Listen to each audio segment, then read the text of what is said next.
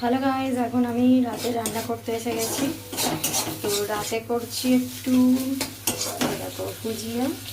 প্রথমে ডিমটাকে ভাজা ভাজা করে নিচ্ছি, দিয়ে দিয়েছি। একদম কম তেলে করছি, তার জন্য তেল দেখা যাচ্ছে না। যাই হোক, ডিমটাকে প্রথমে ভেজে নিলাম। পুরো ঘেমে স্নান করে যাচ্ছি একদম। এদিকে মোটামুটি ডিমটা ভাজা ভাজা হয়ে এসছে। পুরো স্নান, একদম পুরো স্নান করে গেছি। পেঁয়াজগুলো ভাজা ভাজা করে নিচ্ছি, আর এদিকে দেখো ডিমটা ভেজে লাল লাল করে পুরো ভেজে তুলে নিয়েছি। আর এখানে পেঁয়াজটা একটু ভালো করে ভাজা ভাজা করে নিই।